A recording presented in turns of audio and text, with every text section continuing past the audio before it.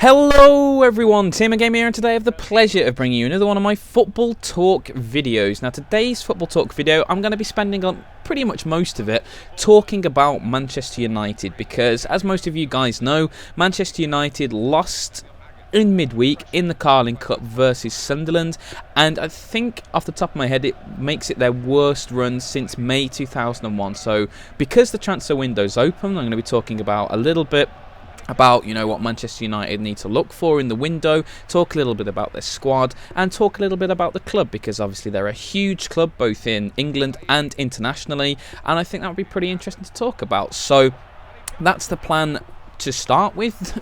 A little bit of a cock-up so far today. I was actually midway through recording a Dota 2 video and I didn't realise my hard drive was full, so I spent about 35 minutes talking to myself with nothing actually recording, so that was absolutely fantastic. But the good news is now I've cleared enough space off my hard drive to get this recording to work, so hopefully this would be able to go through without any hitches. But before I get launched into the commentary, I just want to talk a little bit about the gameplay, and this is another Belgium versus Liverpool game. I did mention during my Belgium tutorial yesterday that I spent a lot of time playing Liverpool when I was doing my Belgium tutorial practice, and this is another fine example of that. This is a really, really interesting game. It's a high-scoring game, and it's just one of those ones where I'm on top pretty much. I'd say 70 to 80% of the game I'm on top of this guy. But FIFA being FIFA, unfortunately it doesn't work out in the end, and it finishes a 3-3 draw. But it's very, very fun to watch. It's another example of some Belgium footage. If you guys are interested about FIFA and you've watched my FIFA tutorial, this would be something a little bit interesting for you guys to watch in the background. But like I mentioned, Manchester United, they're a huge football club. There's absolutely no denying that. Absolutely massive. They've got fans all over the world. They've got an absolutely tremendous stadium, and I've been fortunate enough to go and see Aston Villa play several times at the stadium, and just that's a great finish, isn't it, by Kevin Morales there. But I've been fortunate to go and see Aston Villa play a lot at Old Trafford. I've seen them win once as well, which not many Villa fans have been able to say. But there's no denying Manchester United are a tremendous football club.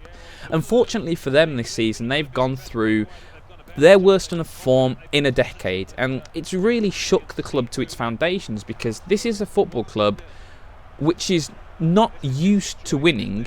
It expects to win, and there's a big difference. It flat out expects to win every single game. If you look at a club like Arsenal, they're used to winning games. They win games most seasons. But there's a big difference between being used to winning 20 games a season and being expected to win every game you play. And that's the sort of bracket that Manchester United fall into. They really are that successful. They've had a manager in Sir Alex Ferguson over the last 20 or so years, who I don't think anyone could really deny is in the top 5 football managers of all time, and you could argue he's the best of all time. I'm not here to quibble between him and the Shankleys of this world or any other football manager, but there's no denying Sir Alex Ferguson was just an unbelievable manager. So you've got this football club which has this incredible size and strength about it, and then you've had this huge period of success, and you've had the best manager arguably of all time managing the football club, and all of a sudden you've got a new guy coming in, David Moyes, who was a talented manager, there's no doubt about that. He did pretty well at Everton. I don't think he did as well as a lot of people make out. He didn't win anything, but he was very, very solid and consistent, and that's always hard in the Premier League. To get a team like Everton to be consistently competitive is a tough thing to do. There's no doubt about that. So Moyes is definitely a talented manager. But unfortunately, the wheels have really come off that club this year. And I think this has been something which has been building at Manchester United for a while. Because if you look pretty much since the Glazers took over, this has sort of been in the pipeline, this sort of series of events. And you might think that's a little bit unfair on the Glazers, but if you actually have a look, since the Glazers have really invested in the club and bought the club, Manchester United haven't made any huge transfer dealings. And you might say, oh, well, they've spent a lot of money on Van Persie, etc., etc. But when you consider the amount of money Manchester United make, and you compare their dealings to a club like Chelsea or Manchester City, or even in the last few years Liverpool and Arsenal, Manchester United don't come anywhere near that anymore. And for a few years after the Glazer takeover, that really wasn't a problem, because Manchester United had the best team in the country. There was no doubt about that. Sir Alex Ferguson had brought in a lot of very, very talented players. They still had players like Scholes, Giggs, Neville, Vidic, Ferdinand, Van der Sar at the height of their powers. They were still unbelievably talented, world-class players. What's happened as the years have progressed is those players have aged, and you've seen that this year with the Ferdinands, the Giggs, the Vidics, the Evras. They are getting to the stage now where they cannot regularly carry a team through. They're still very, very useful squad players, but they are no longer the defining linchpins of a championship winning side. And that's what Manchester United need them to be. And that's just terrible defending from Vincent Kompany there. Not sure what he was doing there, but that's what Manchester United need them to be.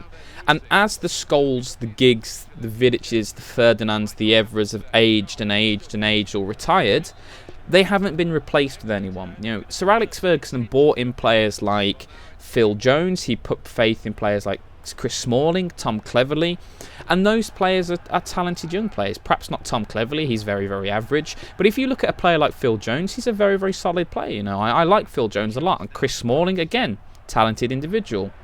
No doubt about that, has potential to be even better. But are you going to put them in a Champions League winning 11? Will you say, I'm going to build my Champions League winning side around Phil Jones in 3 or 4 years? Possibly, but right now, not really. So you've had all of these top quality players begin to decline, and you've had all of these young players come through who are still 2 or 3 years away from being in the position they want them to be and they need to be able to push Manchester United forward. And you haven't had the investment levels required to really force Manchester United onwards. Last season, Man United won the league because of Robin van Persie. That's basically why they won it. Van Persie's goals catapulted that side to the title. In the end, they won it pretty comfortably. But that was because Manchester City massively, massively underperformed, hugely underperformed last season. They really, really did.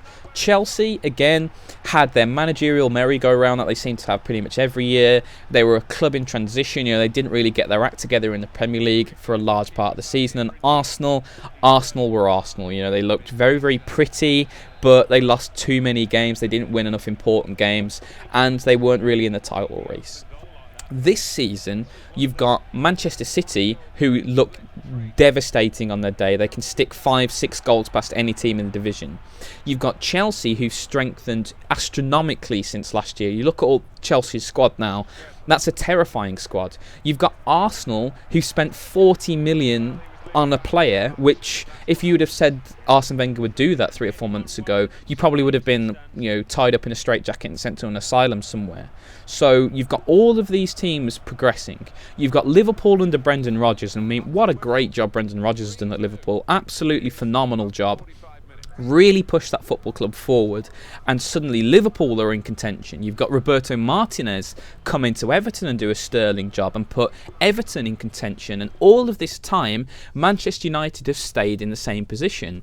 All of their older players have declined, and the only signing they've made at all really in the window, they got Wilfried Zaha in, but that was arranged while Sir Alex Ferguson was still at the club. And what has happened to Zaha? He hasn't even played a game. You'd think with United struggling a little bit that he would have got a bit of game time, but no, I'm surprised to see him not feature at all. But the only signing Manchester United have made is Marouane Fellaini. And Marouane Fellaini, don't get me wrong, he's a very, very solid player. He would be a good fit in a lot of Premier League teams, but is he a replacement for Paul Scholes? Is he that sort of level? Is he that Champions League winning level of player that Manchester United want and need? Is he that sort of guy who's going to propel United to the Premier League? I don't really think so. So all of these things have come together at once, and they've come to a head, and United are in a position now where they could quite conceivably not make the top 4, and in fact I think they won't make the top 4. unless they spend a huge amount of money in January. And there's been some rumours that the Glazers are going to give £200 million to Moyes over the next, in January and whatever, and over the next little period of time to rebuild Manchester United. And I think that's probably required, because when you look at Manchester United, what are the positions they need? Well, I don't think they need a goalkeeper. A lot of people gave David De Gea a lot of stick when he came to this country, but I think he's a really solid goalkeeper. He's come on a lot.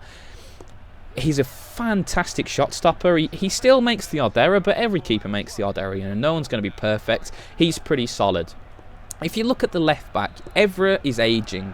Patrice Evra won't be around for a while, so they probably need a left back. You've got Vidic and Ferdinand in the middle, again ageing, so they're probably going to need a centre back. Now, right back, you've got Rafael. Rafael's been injured a lot this season. When he hasn't been in the team, you've often seen Antonio Valencia play right back, who is much better as a right midfielder. So they could arguably buy a right back. You look in the centre of the midfield, they've got Michael Carrick. Michael Carrick is one of their best players, in my opinion. I really do rate Michael Carrick. But alongside him, you've got Fellaini, the new signing, who hasn't really done too much. And then you've got, players like Tom Cleverley, who've massively underperformed. And then you've got 40-year-old Ryan Giggs. David Moyes still calls on Ryan Giggs as a key saviour of this football team, because they don't have the depth in that position anymore. If you look at the wide areas, they've got Antonio Valencia, who's massively underperformed this season. 2 seasons ago, most of last season, he was a fantastic player, but he's going through a massive trough in form at the moment, and he's just not playing to the same level that he was previously, and that's a big problem for Manchester United. You've got Nani, who I think is an incredibly overrated player. Nani will put a ball in with the outside of his foot or back heel it into the top corner once every 6 games, and it will go into a highlight reel. But for every other minute of the other 5 games in that 6th game, he will do basically nothing. He is a very, very hit-and-miss luxury player. And in the Manchester United team of 3 or 4 years ago, you could afford that. You could afford a player who occasionally would explode into life and win you a game. But when the rest of the team isn't playing particularly well and is underperforming, a player like Nani is a luxury you cannot really afford. And this is another problem. Nani's not playing well. You've got Ashley Young. Ashley Young, the only thing he does really to help the side is dive to win them the penalty every now and again. And the one time he does actually get legitimately taken out by Hugo Lloris, he doesn't get a penalty. So Ashley Young, average player. The only real area of strength United have is up front, where they've got players like Wayne Rooney, who's phenomenal. You've got Van Persie, who's fantastic, but has been injured a lot this season, so you haven't seen him. You've got Javier Hernandez, another really good player. And you've got Danny Welbeck. Danny Welbeck is a very, very solid player who needs to score more goals. But to be fair, spends a lot of his time playing on the left wing. So really, you've only got one area of the team there which doesn't need strengthening. Kagawa as well. I can't believe I've just forgotten Shinji Kagawa. He's a great player. I really do like Shinji Kagawa. But when you actually look at Manchester United here, you could conceivably say that they need 6 players. Very conceivably sit there and say that. And the thing is, they don't need 6 players who'll be good in 5 years. They need 6 players who'll be good right now for them. And this is a really, really bad thing for Manchester United, because when Sir Alex Ferguson was part of the team and the key linchpin of that side, he would slowly evolve the squad. Every year it'd be 1 or 2 players coming in, perhaps then a good youngster would come in, sign a few players, he'd get rid of a few other players, and he'd slowly evolve the team. Manchester United need a massive overhaul here to be the force that they want to be and expect to be. So with all of that put in, will Manchester United be able to attract those sort of players? Because if you're a foreign player at this stage, would you want to go to Manchester United at the current situation?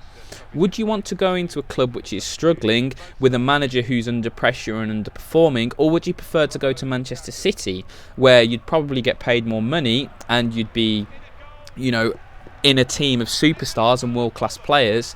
Or would you like to go to Chelsea and work under Jose Mourinho and again probably get paid more money?